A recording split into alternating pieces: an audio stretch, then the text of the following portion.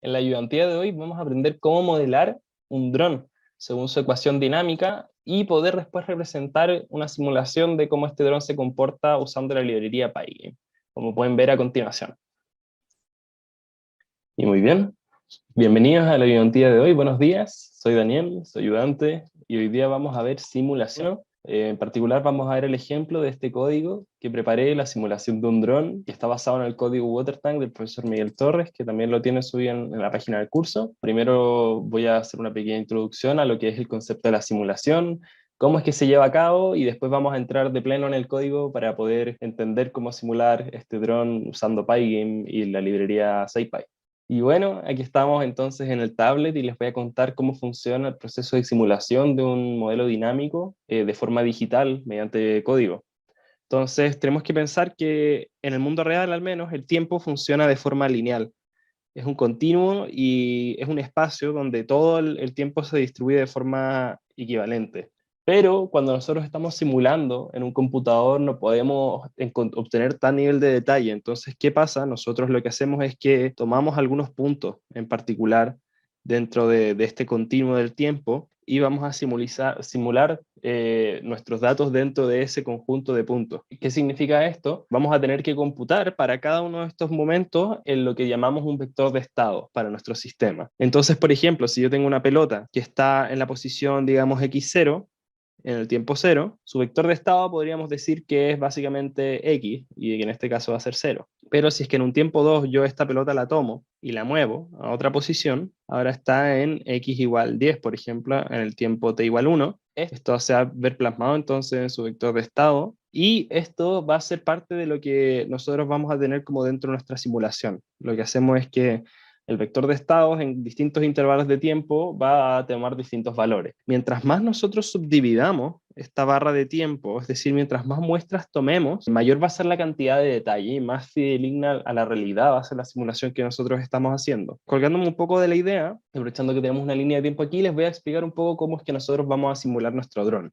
Entonces, nuestro helicóptero va a estar sumido a 3 fuerzas, básicamente. Va a existir una fuerza de empuje que va a estar dada por el motor que le empuja hacia arriba, va a tener un peso que va a estar dado por su masa y la aceleración de gravedad, y finalmente va a tener una fuerza que vamos a llamarla roce viscoso y que va a estar dada por C por la velocidad, o por H punto, llamémosla, que va a ser una fuerza que se opone al movimiento del helicóptero en este caso. Y ese es nuestro diagrama de cuerpo libre, y en base a eso nosotros podemos entonces obtener una ecuación que va a ser mh2 punto, va a ser igual a la fuerza de empuje menos C por H punto menos mg. Y esta es la ecuación que va a modelar nuestro sistema dinámico. Nosotros, para poder simular este sistema, vamos a tener que, de cierto modo, despejar H, claro, e integrar esta ecuación para poder obtener H punto. ¿Cómo vamos a hacer esto? Nosotros vamos a decir que nuestro vector de estado en el sistema va a ser la posición de la altura y H punto, y la velocidad. Y vamos a decir que, por ejemplo, el comienzo es 0, 0.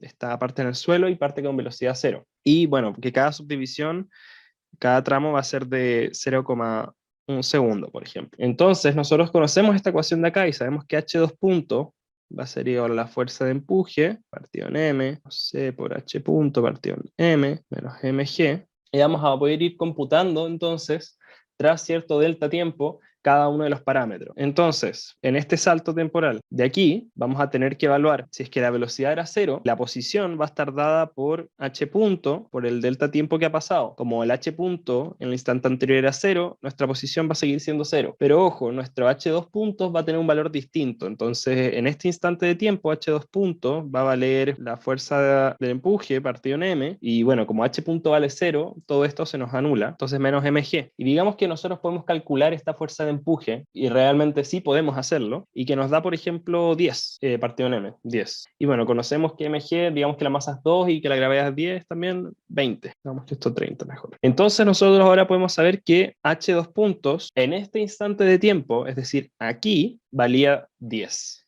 Eso quiere decir que nuestra velocidad, h punto, va a ser h2 puntos por delta t. Como h2 puntos vale 10, va a ser 10 por 0,1. La cantidad de tiempo que ha pasado, entonces nuestra velocidad va a ser 1.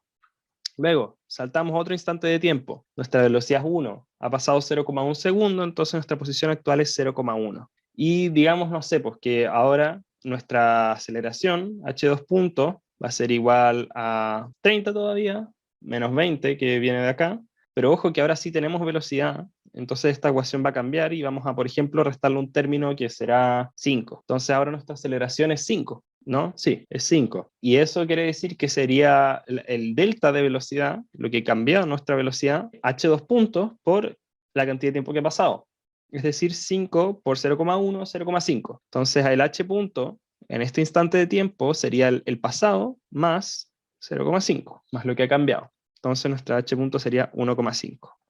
Y aún así podemos continuar en todos los instantes de tiempo y así es la premisa de cómo nosotros llevamos a cabo una simulación. Lo que básicamente estamos haciendo es reemplazar la ecuación haciendo cambios muy pequeños en el intervalo de tiempo y así encontrando el vector de estado para cada uno de estos instantes. La gracia es que existen funciones en Python que nos permiten computar esto de forma muy rápida y muy precisa. Y eso quiere decir que nosotros podemos calcularlo prácticamente en tiempo real y así poder simular en tiempo real cómo nuestro sistema respondería a cierto input. En este caso, el input de nuestro sistema serían las rotaciones de nuestro motor. Nosotros tenemos entonces una hélice que va rotando y nosotros vamos a poder ir regulando qué tan rápido va a girar esa hélice.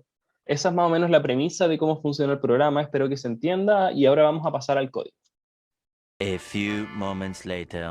Ok, y entonces ahora estamos con el código de la ayudantía número 2. Esto va a estar subido también, lo pueden encontrar también en la descripción del video. Básicamente, este código lo que hace es simular el movimiento de un dron siguiendo la ecuación dinámica que calculamos anteriormente. Entonces, para poder partir, necesitaremos importar librerías como NumPy para poder trabajar con vectores y matrices, Pygame para poder hacer la simulación gráfica de nuestro sistema, Time para poder calcular la cantidad de tiempo que ha pasado entre cada instante que estamos calculando, y la función ODEINT de la librería SciPy. ODEINT viene de integrar una ecuación diferencial ordinaria, o ODE en inglés. La gracia de esta función es que nos va a permitir calcular cuánto vale la derivada del vector de estado y después eso evaluarla a lo largo de un delta tiempo. Es decir, nos va a hacer este cálculo que tanto tiempo nos tomó anteriormente de forma automática. Entonces, para llevar a cabo nuestra simulación, nosotros vamos a tener una serie de parámetros, que esta es el tamaño, las dimensiones de la pantalla, la altura mínima a la que queremos que nuestro helicóptero vuele, en este caso decimos que 0, ahí está el fijado al suelo, y tendremos un diccionario que tendrá los parámetros. En este caso es la masa del helicóptero, que son 1,5 kilos, el coeficiente de roce de la atmósfera, tendremos la aceleración de gravedad, tendremos también la densidad del aire acá en la Tierra y tendremos también el diámetro de la hélice de nuestro helicóptero. Y tendremos entonces unas condiciones iniciales que fijaremos, que si recuerdan es lo mismo que el vector de estado inicial de nuestro sistema, entonces diríamos que la altura inicial es 0 y que la velocidad inicial también es 0. Vamos a decir también que nuestro motor no parte girando al comienzo de la simulación y también tomaremos una muestra del tiempo para poder después, más adelante, poder calcular nuestro delta t. Entonces lo que nosotros vamos a hacer para calcular nuestro delta t es que diríamos, esto vale el tiempo ahora, restémosle cuánto valía el tiempo antes y eso es nuestro delta. Entonces vamos a partir con un delta t de 0,01, pero esto va a ser instantáneamente reemplazado, solamente para tener un valor con el que partir. Y tendremos la variable screen, que es donde guardaremos nuestra pantalla de Pygame una vez inicialicemos el programa. Entonces, de primeras vamos a partir con un modelo cinemático. El modelo cinemático lo calculamos anteriormente y viene dado por esta función de acá, que es mh2 puntos es igual al empuje del motor menos c por h punto menos m por g. Y una googleada muy rápida nos permite averiguar que esta función es la que domina el empuje llevado a cabo por un motor, que es básicamente la densidad del aire por pi, por el diámetro de la hélice al cuadrado partido en 4, multiplicado todo por la velocidad del aire que es empujado por debajo de la hélice al cuadrado, menos esa misma velocidad multiplicada por la velocidad de nuestro helicóptero. Y podemos estimar la velocidad del aire empujado por la hélice como las revoluciones por minuto multiplicado por el diámetro. Es una aproximación algo banal, pero para propósitos de esta simulación nos sirve. Y entonces, teniendo esta ecuación, nosotros podemos despejar h2 puntos, y como se fijan, más abajo podemos calcularlo. ¿Cuál es la gracia de definir este modelo? Es que dado un vector de estados para un tiempo anterior, nosotros ahora podemos retornarle la derivada del vector de estados para ese instante de tiempo. Como nosotros conocemos la derivada, podemos después multiplicar esto por el delta tiempo que ha transcurrido, y nosotros podemos así saber cuánto va a valer en el estado siguiente el vector de estado. Y si hacemos esto constantemente, vamos a tener un sistema que va a ir avanzando y cambiando en el tiempo. Entonces, nosotros vamos a decir que la altura del dron es el primer parámetro de nuestro vector de estado y que su velocidad es el segundo parámetro de nuestro vector de estado. También sabemos que el diámetro de nuestra hélice va a estar dado por el parámetro D de nuestro diccionario, lo mismo que la densidad del aire, la masa, el coeficiente de roce y la aceleración de gravedad. Entonces vamos a calcular la velocidad del aire siendo expulsado por la turbina, que va a estar dado básicamente por las revoluciones por minuto de nuestro motor, por el diámetro de la hélice, y ojo que tenemos que multiplicar esto por 1 partido en 60. Mucho ojo con las unidades porque esto tiene que estar en metros por segundo, porque estamos trabajando en segundos y no en minutos. Y que la fuerza entonces de empuje que va a llevar a cabo el motor viene dado por la fórmula que dijimos antes, que es llegar y reemplazar aquí, y se calcula rápidamente. Entonces tenemos que la aceleración de nuestro dron va a estar dado por esta fuerza partido en la masa, menos el coeficiente de roce por la velocidad partido en la masa, menos la aceleración de gravedad. Y vamos a retornar entonces una lista que va a contener la derivada de mi primer componente, que va a ser básicamente la velocidad, h punto, y la derivada de mi segundo componente, que va a ser h2 punto. Ahora, voy a saltar un poco esa pequeña sección del código, vamos a actualizar el estado de nuestro dron. Y esta función lo que nos permite es avanzar un instante de tiempo delta t. Entonces, nosotros vamos a tener nuestro vector de estado actual y vamos a calcular cuánto tiempo ha transcurrido desde el instante anterior, que va a ser básicamente time.time, el tiempo actual, menos el tiempo previo. Teniendo nuestro delta t, nosotros vamos a crear lo que se llama un line space de NumPy. ¿Qué es un line space? Un line space es un periodo de tiempo que está dividido en intervalos uniformes.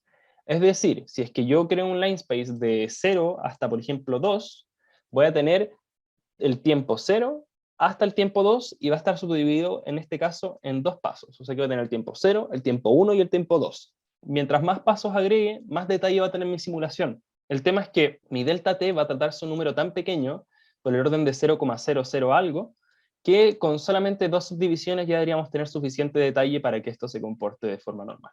Entonces, ¿qué hacemos nosotros? Diremos que el nuevo vector de estado va a estar dado por la integral de nuestro modelo, de nuestra ecuación, básicamente de la derivada de nuestro vector de estado, a lo largo del tiempo t, sabiendo que nuestro vector de estado anterior es este de aquí, el que tenía anteriormente. Entonces, ¿qué hace esto? Esto integra nuestro vector de estado en un cierto intervalo de tiempo y se lo añade al vector de estado anterior y nos retorna este vector de acá. Ojo que, como estamos pasándolo en un line space, que tiene muchas subdivisiones, nosotros podemos acceder a todos estos instantes de tiempo que acabamos de simular. No solamente el tiempo delta t, sino que también, por ejemplo, en este caso, el tiempo delta t medios, porque estamos dividiéndolo en dos partes. Y entonces nosotros lo que vamos a querer el último elemento, y a ese lo podemos acceder con la posición -1. Entonces va a ser la posición más reciente de nuestra simulación. Entonces diremos que la altura es el primer elemento del momento más reciente de la simulación que acabamos de hacer, y que la velocidad va a ser el segundo elemento de esta misma simulación. Y luego llamaremos una función que se llama checkbounce, que la creé más arriba, y que básicamente se asegura de que la posición de nuestro dron no esté por debajo de la posición mínima que fijamos. Es decir, que si la altura es menor a 0, entonces la altura tiene que ser igual a 0, porque cuando yo toco el piso, yo me quedo en el piso, no sigo bajando. Y lo mismo pasará con la velocidad. Aunque yo intente ir con velocidad hacia abajo, yo no voy a poder moverme hacia abajo porque tengo una fuerza normal que me contrarresta. Y eso es básicamente lo que hace esa función. Y después muestrea el tiempo, y dice que el tiempo actual va a ser el tiempo con el que voy a comparar en la iteración siguiente, en la próxima vez que yo actualice el estado. Y bueno, eso es principalmente lo que se lleva a cabo dentro de una simulación. El resto solamente van a ser interacciones y visualizaciones que vamos a hacer con Pygame y interacciones que vamos a hacer con el teclado. Así que ojalá entiendan esta parte porque esto es lo central y lo que van a tener que usar en su tarea. Y bueno, luego tendremos una función que se encargará de detectar si es que hubo algún input del teclado y responder ante ello. Entonces va a decir que por cada evento que detecte Pygame del teclado, si es que el evento, por ejemplo, es cerrar la pestaña, que cierre Pygame; si es que el evento es apretar la tecla Escape, que entonces también cierre Pygame; y si es que detecta que se apretó alguna tecla, entonces que entre en cualquiera de estos casos. Si la tecla es hacia arriba, haremos que el motor gire más rápido, 50 revoluciones por minuto más rápido. Si es que es hacia abajo, vamos a hacer que gire 50 revoluciones por minuto más lento. Si es que, por ejemplo, es la tecla C, vamos a mapearlo para que se apague el motor. Es decir, que las revoluciones por minuto sean 0, si es que ya no lo eran antes. Y finalmente la tecla B la puse al lado de la C y que básicamente va a hacer que el motor gire a 6000 revoluciones por minuto. Esto es porque en internet encontré que los drones normalmente sus hélices giran como a 6000 revoluciones por minuto, así que esto debería lograr que nuestro dron se levante del suelo.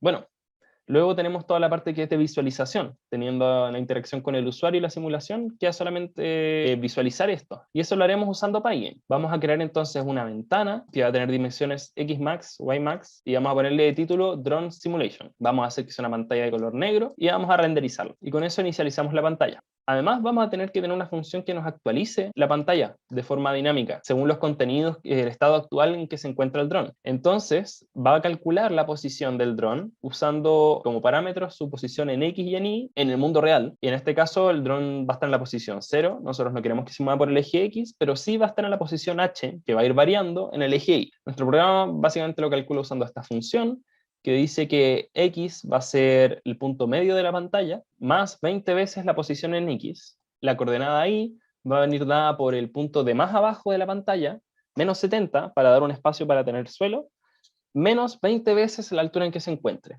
Esto quiere decir que por cada 20 píxeles que yo avanzo, yo voy a estar avanzando 1 metro en la altura. Si mi dron sube 1 metro, en la simulación se va a ver como que subió 20 píxeles. Esto se puede cambiar claramente, pero encontré que era un número bueno para la simulación. Y una vez que tenemos la posición en X y en Y dentro de la pantalla, entonces lo que nosotros vamos a hacer, vamos a saltar un poco estas líneas, vamos a dibujar un círculo en esas posiciones que va a tener radio 20 y va a ser de color blanco, que va a ser nuestro dron. Lo hice un círculo para hacerlo un poco más simple, pero ahí nosotros podríamos poner imágenes que se vayan moviendo de forma dinámica, etc. Y bueno, además para poder entender un poco mejor el funcionamiento del programa, también lo que incluí fue esta parte de acá, que básicamente nos visualiza la altura a la que se encuentra y las revoluciones por minuto del motor. Calculo entonces la altura en que se encuentra, pero con solamente 2 decimales usando este pequeño truco de Python. Lo multiplico por 100, lo transformo en número entero y lo divido por 100. Y lo incluyo dentro de un string que lo llamé string de la altura. Y entonces voy a decir que está a tantos metros como valga h, y que las revoluciones por minuto van a ser tantas, que es un número que yo también conozco y que lo transformé aquí arriba en variable global. Si no conocen qué es una variable global, aprovecho de comentarlo, es que puedo tener variables fuera de una función que puedo editarlas dentro de la función también. Hay que tener ojo con trabajar con esto, no es una muy buena práctica, pero nos viene súper útil a la hora de hacer estas simulaciones.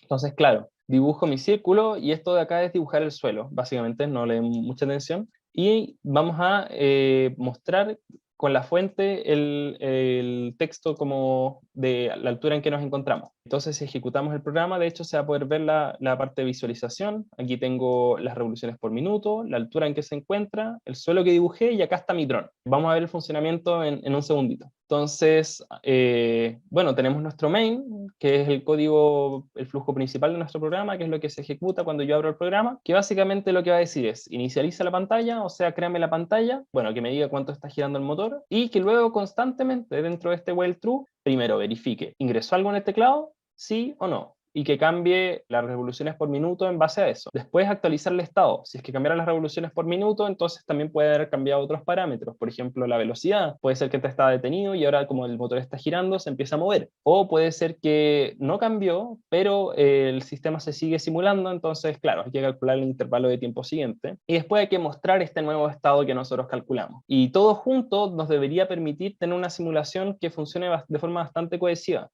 Entonces, si yo aprieto arriba, las revoluciones por minuto van a ir subiendo, y nos damos cuenta de que, claro, la fuerza de empuje todavía sigue siendo muy baja y no logra vencer al roce viscoso y al peso, entonces todavía nuestro dron no se levanta del piso. Pero si yo sigo subiendo a unos 6000 revoluciones por minuto, nos vamos a dar cuenta que nuestro dron va a empezar a subir. Si es que yo giro cada vez más rápido mi hélice, mi dron va a avanzar mucho más rápido.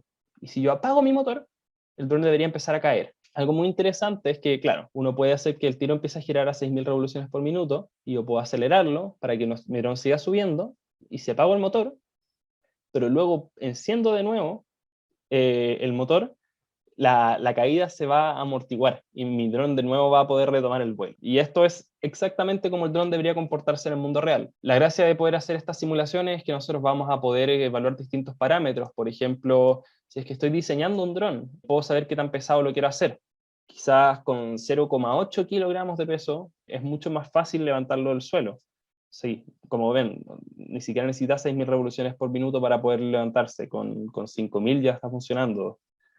Y nosotros podemos evaluar todos estos parámetros y eso es el poder que tiene poder llevar a cabo simulaciones dinámicas como esta, que si bien no es tan complicado, honestamente, gran parte de la ciencia viene dada por encontrar la ecuación dinámica que modele nuestro sistema y lograr reemplazarla aquí. Pero si lo piensan, este código es bastante reemplazable, o sea, esta ecuación yo puedo reemplazarla por otras cosas, por otro vector de estado, y tengo que hacer pocos cambios para continuar simulando. Así que les recomiendo también para el desarrollo de esta tarea, inspirarse en este código, va a estar subido en la descripción y que por favor intenten entenderlo porque este es como el fundamento principal de todo lo que es simulación, que es muy útil en el contexto del campo de la robótica. Y bueno, eso. Honestamente, de eso se trata la cápsula de hoy día. El código está acá, estúdienlo, que estén muy bien. Les deseo lo mejor y chao, chao.